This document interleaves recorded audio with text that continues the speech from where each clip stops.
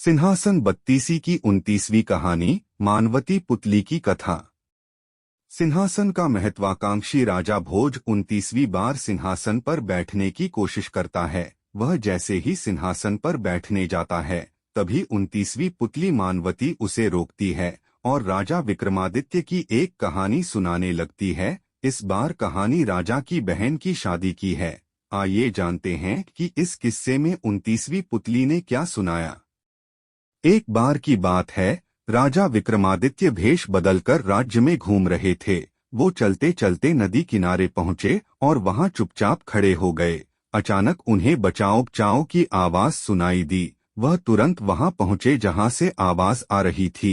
वहां उन्हें नदी की तेज धारा में एक युवक युवती फंसे दिखे। वो दोनों किनारे पर आने का प्रयास कर रहे थे, लेकिन तेज धारा की वजह से असफल हो जाते थे। यह देख राजा विक्रमादित्य फौरन नदी में कूद गए और दोनों को सकुशल बाहर निकाल लिया। नदी से बाहर निकलने के बाद युवक ने बताया, हम दोनों परिवार के साथ नौका से कहीं जा रहे थे।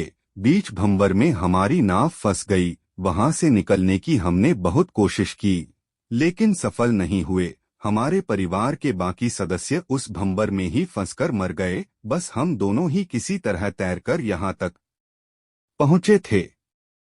राजा विक्रमादित्य ने दोनों से उनका परिचय पूछा।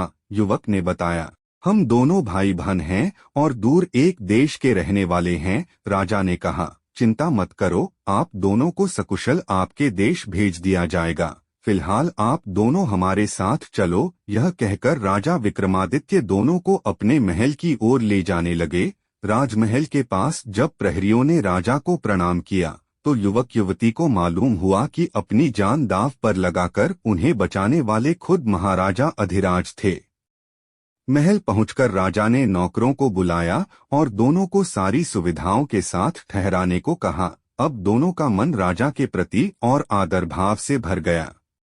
वह युवक बहन की शादी के लिए काफी परेशान रहता था, क्योंकि उसकी बहन राजकुमारी की तरह सुंदर थी। इसलिए वह चाहता था कि उसकी शादी किसी राजा से हो, लेकिन खराब आर्थिक हालत की वजह से उसकी यह इच्छा पूरी नहीं हो पा रही थी।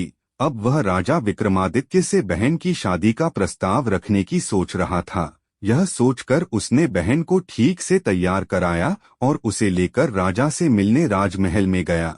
राजमहल में पहुंचने पर राजा विक्रम ने उससे हालचाल पूछा और कहा कि दोनों के जाने का प्रबंध कर दिया गया है। युवक ने राजा से कहा, महाराज, आपने जो उपकार किए हैं उसे कभी नहीं भूलूंगा। इसके बाद उसने राजा को छोटा सा तोहफा देने की बात कही। राजा ने मुस्कुराते हुए इसकी अनुमति दे दी। राजा को खुश देखकर उसकी हिम्मत बढ़ गई और उसने कहा, मैं अपनी बहन को आपको उपहार में देना चाहता हूँ। राजा विक्रम ने कहा, यह उपहार मुझे स्वीकार है। यह सुनकर युवक को लगा कि राजा उसकी बहन से शादी करेंगे, लेकिन तभी राजा ने कहा, आज से तुम्हारी बहन राजा विक्रमादित्य की बहन है और मैं अच्छा सा वर देखकर इसका विवाह पूरे धूमधाम से करूंगा। राजा की यह बात सुनकर युवक उनका मुंह ताकता रह गया। उसने सपने में भी नहीं सोचा था कि उसकी बहन की सुंदरता को अनदेखा करके राजा उसे अपनी बहन बना लेंगे। कुछ देर बाद युवक ने राजा से कहा, उदयगिरी का राजकुमार उदयन मेरी बहन की खूबसूरती पर मोहित है और वह उससे शादी करना चाहता है। यह सुनकर राजा विक्रमादित्य ने तुरंत एक पंडित को बुलाया और उसे बहुत सा धन देकर उदयगिरी राज्य शादी का प्रस्ताव भेजा। लेकिन पंडित उसी शाम राजमहल लौटा आया और बोला कि रास्ते में कुछ डाकुओं ने सारा धन लूट लिया। यह सुनकर राजा हैरान हुए और सोचने लगे कि उनके शासन में डाकू कैसे हो सकते हैं।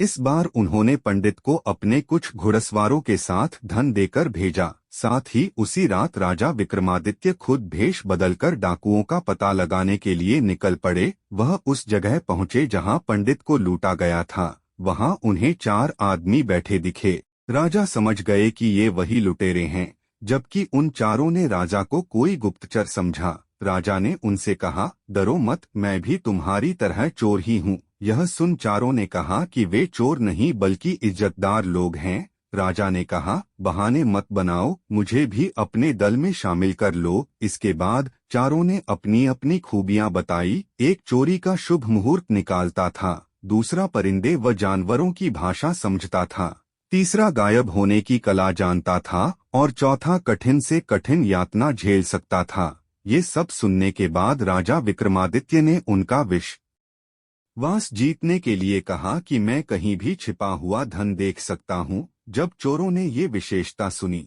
तो उन्होंने राजा को अपने दल में शामिल कर लिया। इसके बाद राजा विक्रमादित्य ने चोरों के साथ मिलकर अपने ही महल में चोरी करने की साजिश बनाई। वह चोरों को उस जगह पर लेकर गए जहां शाही खजाने का थोड़ा हिस्सा छिपा हुआ था।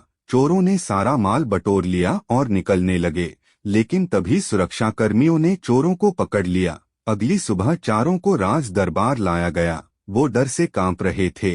उन्होंने अपने साथी को सिंहासन पर देखा तो दंग रह गए। वो सभी सजा की प्रतीक्षा कर रहे थे, लेकिन राजा ने उन्हें सजा न देकर माफ कर दिया और उनसे फिर से चोरी न करने और अपने गुणों का इस्तेमाल दूसरों की भलाई के लिए करने का वचन लिया। चोरों ने भी अपने राजा की बात मानी और अच्छे इंसान की तरह रहने लगे। बाद में राजा ने उन्हें अपनी सेना में शामिल कर लिया। वहीं राजा उदयन ने भी विक्रमादित्य की मुंह बोली बहन से शादी का प्रस्ताव स्वीकार कर लिया। शुभ मुहूर्त में दोनों की शादी धूमधाम से की गई। कहानी सुनाने के बाद 29वीं पुतली मानवती ने राजा भोज से कहा कि अगर तुम भी राजा विक्रमादित्य की तरह समझदार, साहसी और निर्मल स्वभाव के हो तो ही इस सिंहासन पर बैठने के लिए आगे बढ़ना। इतना कहकर 29वीं पुतली मानवती वहां से उड़ जाती है और राजा भोज सोच में पड़ जाते हैं। कहानी से सीख। इस कहानी से बच्चों यह सीख मिलती है कि हमें अपने अंदर सेवा की भावना रखनी चाहिए और समय आने पर चतुराई से काम लेना चाहिए। आगे की कहानी दूसरी वीडियो में देखेंगे। ऐसे ही मजेदार वीडियो देखने के लिए हमारे चैनल को सब्सक्राइब करें।